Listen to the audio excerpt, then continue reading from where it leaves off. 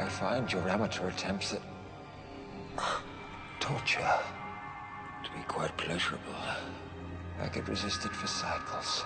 Maybe you can, or maybe you can't. But this rod will make it a little more difficult. It was really about stripping away the unnecessary things. Stripping away fear, stripping away a desire to be liked, stripping away warmth, actually, which isn't an unnecessary thing. And probably the thing I concentrated most on is that she's observant. She absolutely... I can hear your heart. Focuses, you know, most things are an important game, so you check out what your opponent's doing.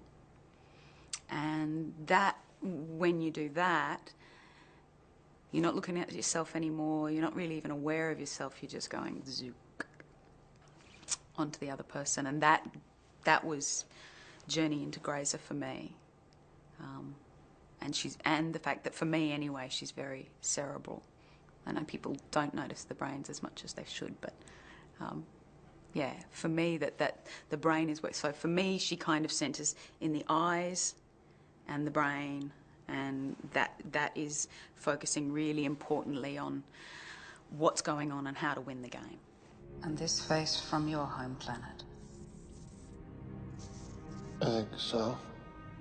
Do you know what this means? Uh-huh. It means our two species may be very closely linked.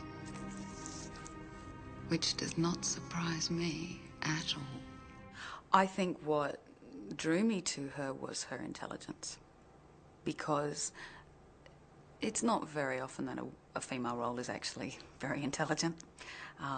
They are often very lovely.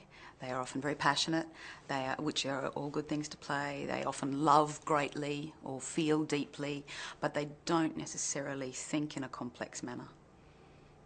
And even a lot of Shakespearean, women who are can't be morons because they speak well, but they don't plot in quite the same way that she does. And that was good, like in a visceral, that intelligence was stimulating to me viscerally, and that's what I loved about her. So I must admit that there is a kind of irony to me that the costume overrode that, probably, in people's awareness of who she was, and which I extremely naively didn't realise was going to happen. We're uniting as much of the uncharted territories as possible. The idea was Napoleon, therefore the short black hair, the jacket, the tailcoat, the velvet, that kind of, the sort of the upstart dictator who controls the universe, which Napoleon did in a pretty amazing way at the time that he was in power. He was, every piece of information about the running of France and other countries that he'd taken over were coming through him. He hardly slept. So I liked the Napoleon thing. I've watched some documentaries about it. And the first costume design had a polo neck. A polo neck? Yeah, you guys say that.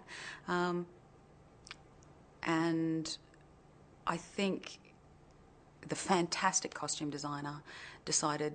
Well, what he said to me was that with black hair, black costume, black and darkish sets most of the time, it was going to look a bit like Floating Head Girl. So he said, how do you feel about wearing a low-cut top? I went, fine. It really didn't cross my mind what the implications would be. And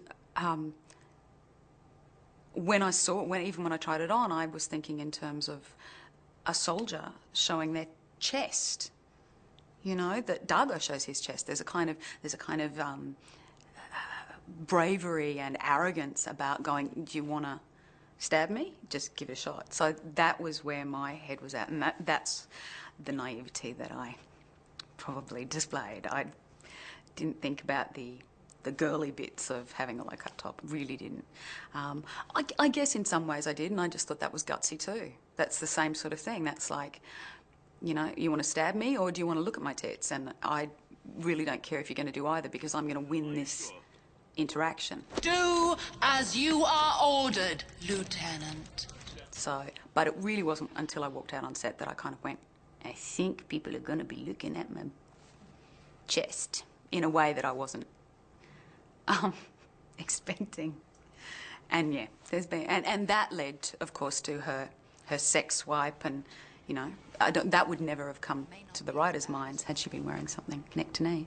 So obviously, then all the, you know, her sexuality and her sexual manipulation of people, and her, you know, sexual road to power became an integral part of the character, which actually is fine by me. I think that it makes absolute sense to use whatever, you know, if you are ruthless, ambitious, cold and calculating, then you use whatever works. And I don't think, you know, I don't think she had any moral or ethical stance on anything, actually. And so I didn't find that kind of disturbing, that she'd, from a, you know, feminist perspective, she's using sex. But I also would have liked her to use more violence to kind of balance it, so that it wasn't, so she wasn't diminished or demeaned by being sexual, so that was just one of the weapons.